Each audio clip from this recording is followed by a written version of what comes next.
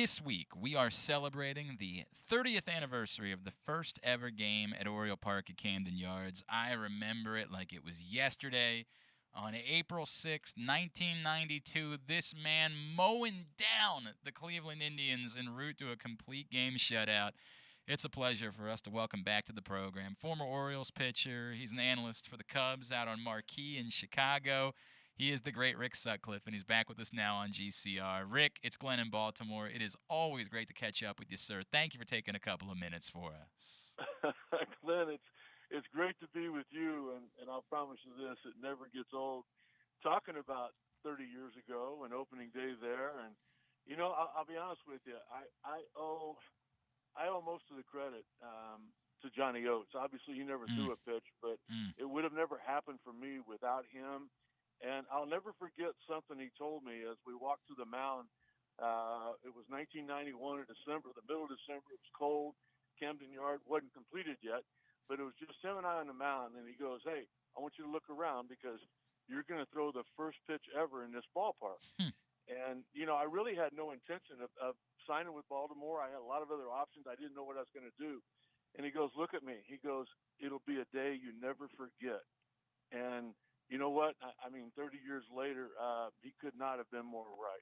Wow. It's so powerful. I remember talking with you, Rick. We chatted actually 10 years ago on the 20th anniversary of the first game. Yeah. And it was powerful to me then, listening to how the reverence that you have for this moment. And I'd say that because you accomplished so many things in your career. You did so many incredible things, winning a Cy Young Award and going to All-Star games. And yet listening to the reverence you have for this moment in a place where you spent, kind of a blip of your career at the tail end is powerful to me. Why does it mean so much to you that you were the guy, not just that started, but had such a great performance in that first game at Camden Yards? Glenn, I think first of all, the fact that, those 2 years I was there, I never played in front of an empty seat. I knew going in from my experience playing with the Cleveland Indians and coming to Baltimore, I knew all about the Oriole fan and the Oriole way and how much they love baseball, they love their team, how much they knew about the game. And, that was an exciting part about it. And, just thinking back on that day and just how lucky I was for Johnny to have said that. And then, Glenn, as you remember, I told you the same story 20 years ago, but there's people listening now that might not have heard it. It might not have been alive when we talked the last time. But, with 2 weeks to go in spring training, I went to Johnny and I go, "Johnny, you're making a mistake." I go, "Mike Mussina's a lot better than me." And he looked at me laughing and he said, "Ben McDonald's better than you too." He said, "But here's the deal. I don't want them pitching on opening day. I don't want them dealing with all of that. I don't want them to have to face everybody else's number one starter." We finished in last the year before in 91. Yep. For us to be a contender, we need to be well over 500, and you're going to hold your own, and we're going to get above 500 on the arms of those two guys. And again, when you look back, I was 16 and 15, and those guys carried us. We were on Toronto's tail pretty much the whole year. It's a great point. It's a really great point. Rick Sutcliffe is with us as we celebrate the 30th anniversary of the first game at Camden Yards.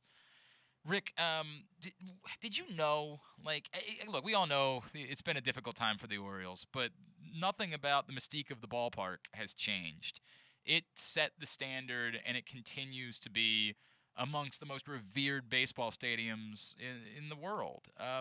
What did you know when you walked in the first time about how special it was and the impact it might have on the next 10, 20 years of the game of baseball? Glenn, Johnny pointed out a couple of things. He said, "Look over here, and it'll remind you of Fenway." And he says, "Look there, and it'll remind you of Wrigley." And it just kind of took you back to two of the all-time great ballparks. And then all of a sudden, you looked at the newness of it and how it was like, both of those ballparks. It's like you turned back the clock and you went back to when they were first established. And I think more than anything that I ever noticed was a lot of the things that my wife told me. When she came in, she talked about how I don't need to cook anymore. We can plan every meal around the food and the service and restaurants that they had there. Those crab cakes and just every restaurant you went to. I mean, everything was like 5-star compared to the 3-month-old hot dog and the stale popcorn, a lot of the stuff that you got in a lot of the other ballparks. And then she said, she had 4 seats, and as you know, I bought 50 seats for my foundation that we gave away to charity. Right. We gave to every home game. We gave them away to people that normally wouldn't be able to come to the game. And to a person, the people that called and thanked me and all of that, they talked about how every seat was angled towards the mound, towards where most of the action was going to happen, as opposed to the old ballparks. And I started out at Dodger Stadium. I didn't think anything would ever be more beautiful than that. I still think it's as pretty as any ballpark ever built, but it wasn't built for the fan like the ballpark at Camden Yard was. Wow. Every seat was angled. Every seat was a little bit bigger.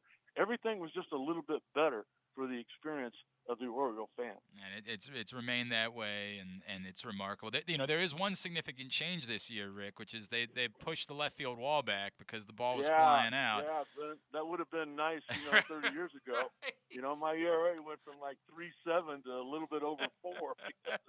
But the excitement was there because, I had Mike Devereaux and Brady Anderson and George. I had them jumping over fences right and left. They were pretty good at it. To take home runs away. They were pretty good at jumping over the fence. Do you make too much of that, Rick? I think we all believe that the Orioles are looking at the need to sign pitchers in the next couple of years, and they want to get numbers down to a place where pitchers say, no, we could go pitch there, and we don't have to worry about getting shelled. Is it as big of a deal as we think it is? Not just moving the fence back, but then raising the wall so significantly.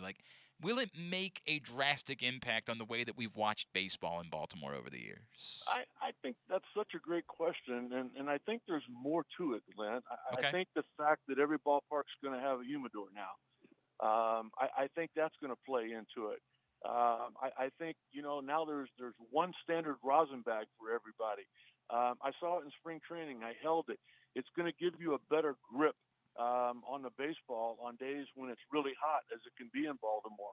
I think there's a lot of things that's going to go into maybe cutting down the strikeout, taking away some of the home runs, and creating more action, which is what all of us that are in the baseball business or as a fan or whatever, you just want to see something happen. And I think that there's a lot of things that are going in that direction. It's so funny you say that, Rick, because and maybe as a pitcher, you might argue against it.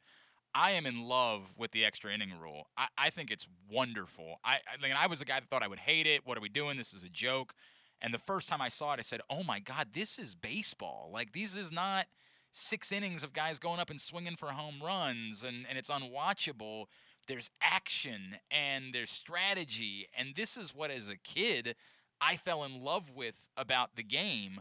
I can understand why pitchers maybe don't love inheriting a runner on second base, but the fact that they're doing it this year, do you like the extra inning rule? Do you see the advantage of, hey, we played 9 innings, we played a baseball game, now maybe we do something else, and, it just so happens to be that there's a little strategy and action involved in doing it. Glenn, absolutely I do. I was never a big fan of the 7-inning doubleheader. I didn't feel like the fan got their money's worth, but I totally agree with you there. And I'll tell you, all you got to do, and, I've worked for ESPN for 25 years. Yep. I'm with the Marquee Sports Network now, which is the TV station for the Cubs. All you have to do, even for us in the broadcast booth, is when it gets to the 10th inning, look at the crowd. And I'll guarantee you 90% of the time, half the people aren't still there. Yep. They've gotten their money's worth. They've gotten everything they want. The people that stay, the only thing they want is a winner. Who won the game? Yep. And I go back to that All-Star game in Milwaukee when all of a sudden they just called it a tie. What are we doing? Come up with some kind of a home run derby. I was broadcasting for MLB International, and I'm with Gary Thorne, and I said, Gary, why don't they just – I think it was Mark Grace and Robin Ventura were on the bench. Bring them out there. Let them throw BP to, a couple of the guys, and whoever hits the most homer wins the All-Star game. Who cares? I mean, it didn't matter as far as home field was concerned and all of that. You just need a winner. Yeah, give the people a winner, right? All these people are at the ballpark. Let the game end with somebody being happy. You're exactly right, my friend. I am in love with it. I'm so glad it's back this year. I hope they keep it around because I'm with you. What you just alluded to, Rick. I understand the value of home runs, and I know that fans are into home runs, and the old Greg Maddux, the chicks dig the long ball, right? Like I get it. But man, the excitement of stolen bases, the excitement of a big inning where guys are moving station to station, I feel like an old man yelling at a crowd, and I'm not even as old as you, Rick. Not that I'm trying to age you, right? But like, there's just something about that. That's the romantic part of the game to me. Is that was what made it so much fun to watch the Kenny Loftons of the world play baseball, man. The things they would Yeah. do despite not being home run hitters. Oh, going back to Oriole, Yeah, the Dodgers won yeah. all those games in World Series. It's kind of funny to me. You talked about digging the long ball. There was 5 times that I really enjoyed the home run, and that's when I hit the you home hit him run. right, exactly right. There were 236 times when I didn't enjoy it. Yeah, That's not that how you were many homers counting. over 18 years that I gave up. So yeah, I'm with you on that, buddy. Hey, Rick Sutcliffe, just another couple of minutes with him here as we celebrate 30 years ago this week, the first game at Camden Yards. Rick, did you keep anything from that day? Is there anything that you still have, like, in your office? We talk about all the things you accomplished. Was there anything about that first game that you said, I want to make sure I hold on to the lineup card or a ball, anything like Yeah, that? I do. I have something that's really special. Somehow Cal Ripken had a picture from above the stadium down on the first pitch, and you actually see the ball like halfway to home. And Cal came over and he had one. He gave me one, Wow. and I signed his and he signed mine, and we kind of looked like, let's keep this between ourselves. And we had everybody else on the lineup sign it. And from what I heard, Cal donated his to, he's really involved in reading and kids reading books and Yep. doing that. I heard that it went up for like an auction, and who knows how much he got for it. But Glenn, I still have my copy. That's and cool. It's framed. It's on the wall. You can read all the autographs, and I believe there's only 2 of them. I know I only signed 2, so there's no more of those of that picture signed by me, other than the one I signed for Cal. So, and I have the same thing in mind. I have a foundation, like we talked about with the season tickets that I gave away. At some point, we'll find a really special charity, a really special event, and we'll put that up for auction, and we'll try to help some people out. That's awesome. Oh, that's so cool, Rick. It's a really neat piece to be able to hold on to and have the opportunity to do something like that. And then let me ask you just a little bit about the Cubs. Probably not the same excitement that there was for a few years, but there's still a lot of pieces there and a division that kind of seems like it's still pretty wide open. How you feeling about the Cubs as we get the season underway? Well, it's interesting you say that because I'm pulling up to Wrigley Field right now to get ready to get after it. I totally agree with you. I think the thing, obviously the Cubs missed the playoffs last year. They lost 91 games.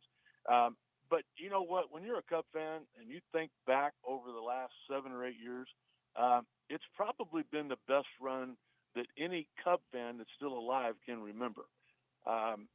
Being in the playoffs every year, finally winning that World Series. It's been a great run. And a lot of people want to compare this year to what happened in 2012 when Theo Epstein, Jed Hoyer took over, and it was a long rebuild. They were in last for 5 consecutive years. They didn't get anything done until 2015. I was in spring training then, and I was in spring training all of this year. And I'm telling you, it's night and day as far as the difference is concerned. There was no ability or prospects at all in the farm system back in 2012. This might be the best farm system in baseball right now because of the same thing that Theo and Jed did back then, because of the trades that they've made. We know about Rizzo and Baez and Bryant being traded last year. Darvish was traded. Greg Kimball was traded. I mean, they brought in the top prospects that they could get to go along with some great draft picks that they've made. And I promise you this, the second half of the year, you're going to hear a lot of names that you might not have heard before, and you're going to hear those names for a long time. Interesting. We will look. Things might not be so great in Baltimore this year, so we might be looking for a couple other places to pay attention. We're hoping that they're turning the corner, but it might be a bit still. I'm right there with you. I've got that same hope. Rick Sutcliffe, it's really wonderful to catch up with you. I know it's at Sut_40 on Twitter is how people can give you a follow. Is there anything else that we can plug for you with all the wonderful things that you do, Rick? I just really, when I woke up this morning and got on the plane, my wife looked at me and she goes, "You're excited again, aren't you?" Mm. And I go, "Yeah." I go, what is it?" And she goes, "Well, the last couple of years it's been different." And it was different when spring training didn't begin on time this year. But watching baseball in Arizona the last week of spring training, the crowds were back. The energy was back. The passion was back. The way the game was being played was exciting again. There was interaction between the coaches and the players and the media and the fans. I mean, everybody was kind of back together where you weren't afraid of each other. And that's the exciting That's a part to great me point. about another opening day. Boy, that's a great point, man. We had in Baltimore we had 10,000 people in the stadium on opening day last year. We haven't had a full stadium on opening day in 3 years. That's such a great point, Rick, and that'll be a wonderful feeling being back at the park. And health wise, everything's still good for you. Everything's great. Yeah, I'm a Love that. colorectal cancer survivor, as you know. Love that. 16 years ago, go get a colonoscopy. 45, 50 years old. If you have any history of colon cancer in your family, you might want to go when you're 40. Early detection's the reason I'm still here. Rick Sutcliffe, always a pleasure to spend time with you, my friend. Thank you for doing this for us today, and appreciate the hearing the reverence that you have for what that time in Baltimore meant to you. It means a lot to all of us back this way. Hey, it's nice for us Old Farts to be remembered once in a while. I appreciate your time, Glenn. Thank you, sir.